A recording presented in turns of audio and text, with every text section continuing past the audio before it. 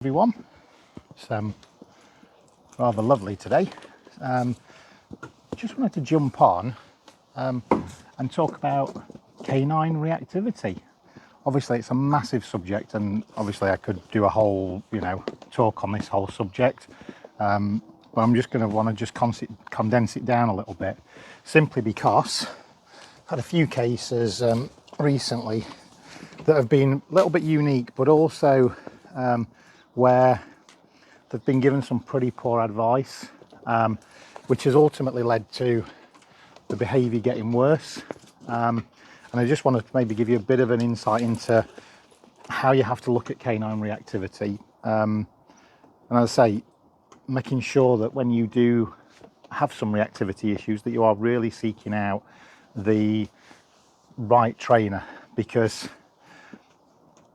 it is a skill.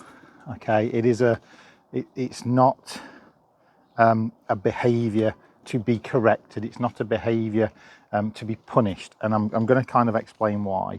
A lot of people will look at it from purely an operant point of view, i.e. the dog's misbehaving, doing something that as a human we think is wrong, but actually in a dog world it's a pretty normal behaviour to try and bring themselves back to what we call homeostasis, so a place of even keel. So the barking, the lunging, the twirling, all that kind of stuff is just for them to cope with a particular situation.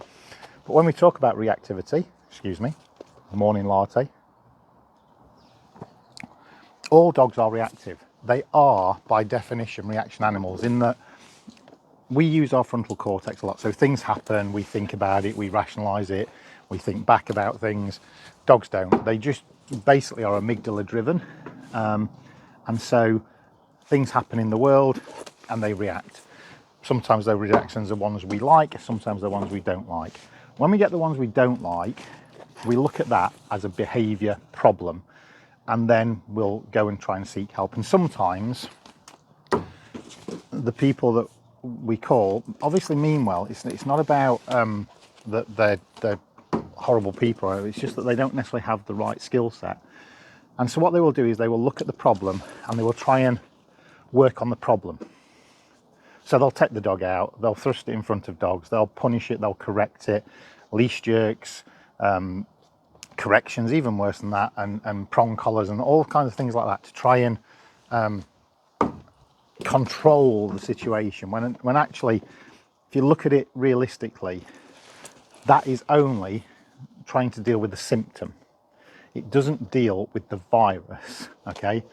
And what I mean by that, so just recently, a case I went to where a dog was being very, very reactive to people, dogs, cars, everything on a walk, just reacting to everything, okay? And they'd sought help, and the behaviour had been made worse, and had made the dog even more anxious, more fearful, all because they were trying to correct the problem in the situation. Now, when I went and I initially did the assessment and looked at, if you like, the relationship between the dog and the guardian, you could see that there was an over-reliance from the dog onto the guardian. So there was a lot of dependency, almost like security blanket, feeling of safety. And some of that has been borne out of, dare I say the word, COVID and what have you, with the restrictions and stuff. But that was probably what was the underlying issue, was this attachment. And the reason then we tested that, and when we tested it in a certain way to keep everybody safe, using sort of stooge dogs. I would have normally taken Bliss, but because of the level of reactivity, it wasn't right to take Bliss with me. So we tested it just using sort of stooge stuff, just to get an assessment done and keep everybody safe. And what we found is that, yeah, dog walks down with the guardian, barks, lunges, twirls, snarls. I took the lead, walked down, dog never batted an eyelid to anything, never reacted to anything while I had the lead. Gave the lead back to the owner, and immediately the dog started barking and lunging. So actually what you can see there is that the reactivity was situation specific.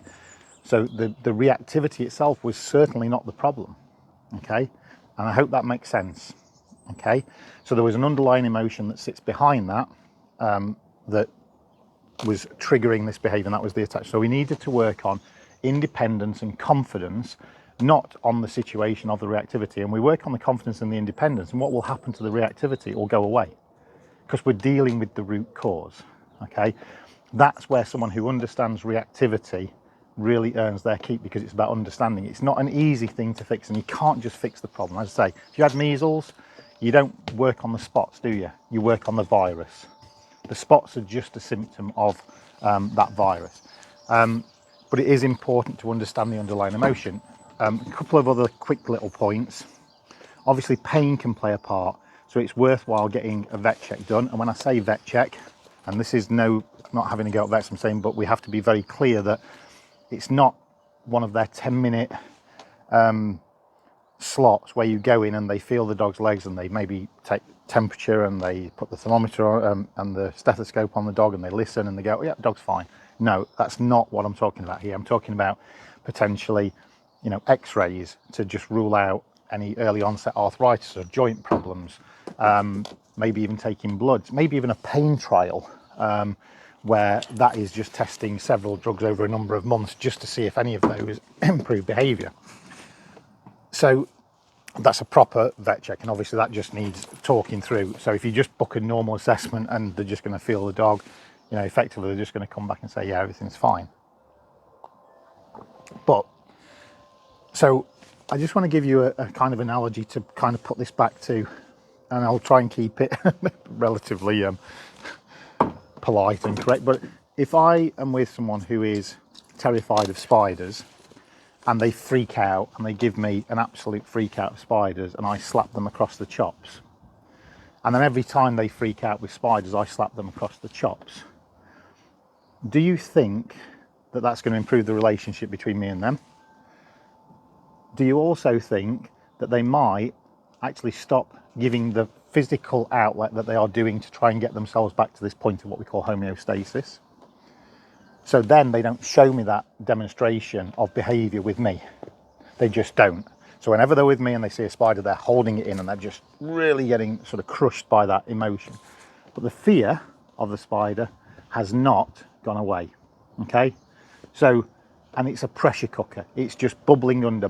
And that's what happens with these dogs, is that, yes, you can correct and you can punish and you can do all that, and the behaviour dissipates. And the term that we use for that sometimes is suppression. So the behaviour that is the outlet, you just get suppressed down, but the emotion is still bubbling under. And the dog is just like a little pressure cooker, just waiting until they reach a point when they will explode even worse than they did before.